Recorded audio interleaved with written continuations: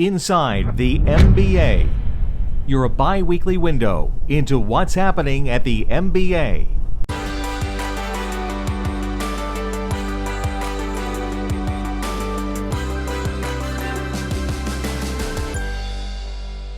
For those of you who are active on LinkedIn, you're going to recognize my next guest. Raquel Borras is a force to be reckoned with on social media, and I'm here today to learn a little bit not only about her background, but why social media, and particularly LinkedIn platform, is so important for us in the workplace. Raquel, thank you so much for joining me. Thank you so much. This is such an honor for me, honestly. Like, when you reached out to me, I was just head over heels. Well, I feel like I know you. And here we've only met briefly at a conference, and I follow you on LinkedIn, and I've watched this dynamic force that you've become on social media, and recently you took a big leap of faith. So let's, in order to get to that point, tell me a little bit about your journey, because you've been in our industry for a while, and you're now doing something new. So I've actually been really blessed in the sense that I came into this industry from a builder, and I was the director of customer service. So I had no idea about mortgages, but I had a friend of mine who was a loan officer, and she invited me to a dinner, and there was, her bosses were there, and they just said, you've got to come over to the mortgage side. And I thought, well, what am I going to do in the mortgage world, right? Well, they were able to create a position for me. So since I came from a builder, they created this client relations manager position where I worked with their loan officer that did all the builder business.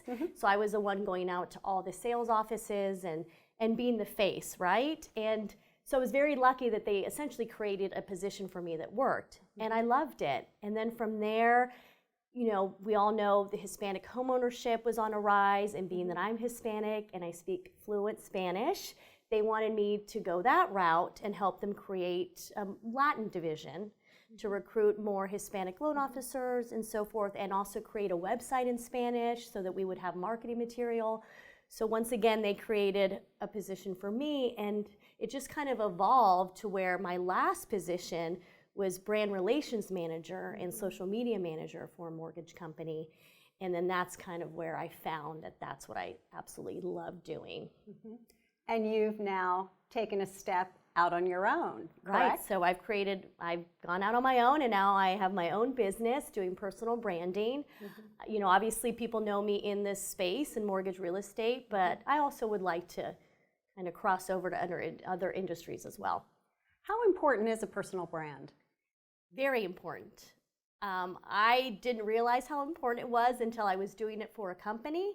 And then I realized that it was so important to show your personality. So even though I was essentially the face of a company, I realized that people needed to know, like, and trust me, and that in turn, helped the business, right? Because nobody wants to be sold to. Nobody wants to just hear business, business, business. We're in a world right now where people want to get to know who the person is behind the company brand, or behind the company. They want to see a COO, a CEO of a company. And so I just kind of realized that how important that was. And for whatever reason, I was able to kind of take it to a whole new level. I mean, it was very organic for me. I never was that intentional about it. Now I'm intentional, but in the beginning I wasn't.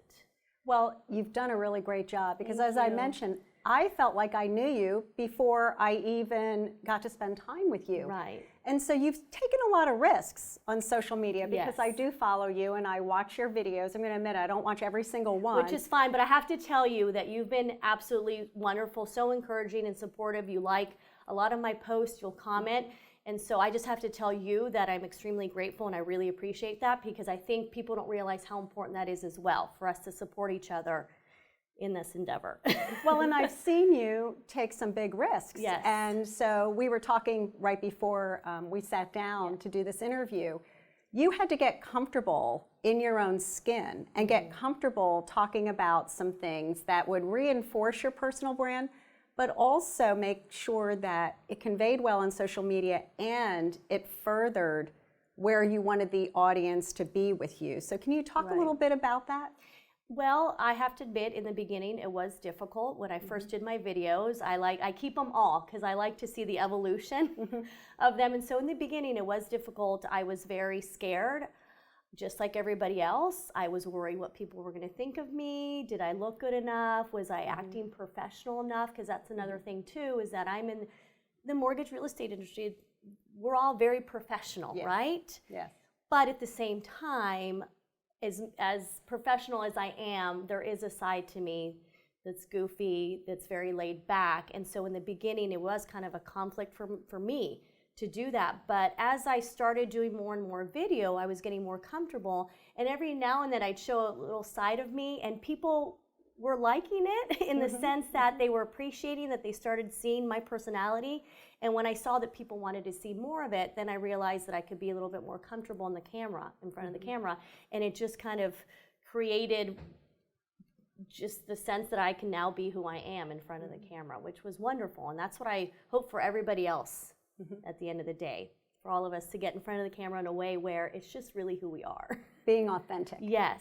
How do you determine, so if I'm looking to expand my presence on LinkedIn, and I think LinkedIn is a great platform, what should I consider about how do I go about doing that professionally? I want more people to know about Marsha Davies, and I want more people to know about mPower. How would you give me advice? What advice would you give me of what I need to do? Well, I would ask you, why mPower? Why did you create mPower? What was the passion behind it, right? Because then it would come across in a way where we would believe you, we would know that this is your baby, that this is something that you are so passionate about and love. And so the emotion, you wanted the emotion to come across the camera as well. So if we really get to know who you are and why you did this, then it's going to be easier for us to connect as far as just kind of mPower, this is what we do, as far as nobody's going to connect with you if it's just flyers or just simple posts that just explain what mPower is. But when you talk about it, or you have people that are involved with mPower and speak about it, that's where the impact is made. That's a great idea, because our community of women is so robust and they all feel so connected to it. That's a really great idea. And I think that's huge. If you can have the people behind mPower talk about their experiences, then that in itself is going to be much of a bigger impact than anything else, I believe. Don't take my word for it. Oh, trust me, I've watched. Again, you have so many followers, and you're trending. You were trending yesterday. When I looked, you were trending yesterday. And let's wrap up with, so what are some of the don'ts? Is there something we should not do on social media, or something that you learned, whether the hard way or based on the reaction to a post? Is there any tip you can give us on what to avoid on social media? Well, I tell people that I really had to create an audience and create the trust of people before I really started pushing the envelope. I tell people you can't just get on social media and start talking about all these things that you believe in and so forth. You can eventually, but people are going to look at you and like, who's this person that just suddenly came onto this platform and is spewing all their opinions and all this personal stuff, and it just doesn't make sense. It has to make sense. So for me, I created kind of the sense of who I was and the organizations I was involved with. I had, content that made sense. And then once I felt comfortable and I could trust my audience, that's when I started pushing the envelope. And then you just it's very trial and error, because you could get to the edge, right? And then you think, oh gosh, what did I just do? And then people take it in a way where you're like, wow, like I can push it even further. And then there's some things that you'll know. That's the thing, is that people will engage with you. So depending on who's liking your video, what they're saying, you're going to tell whether or not people are taking to it or not. Right. But I definitely think that you have to be respectful of the platform at first. Like, have respect for that people are on there for a business originally, and then you can go ahead and bring more of the personal element, which is important. You can't just have it be all business. Well, and I noticed when you were representing your company that you worked for, over time you started bringing more members inside. So you would do things in the pantry, or you all would be sitting on a table in the conference room talking. And so we started to see kind of what was going on behind the scenes. And so I'm guessing some of your LinkedIn followers are going to get to see what went on behind the scenes here today. So yes, I will definitely post something. But that's the thing I keep telling others, is that start showing behind the scenes. Start showing things that what makes the magic happen, right? I think so much of us, Humanizes exactly, things. because they see us on camera, but they still are very, really uncomfortable getting in front of the camera. So I get a lot of people asking me, what do you do before? Like, that's where we get stuck. That's where we want to see kind of your preparation to get in front of the camera, because it's not easy.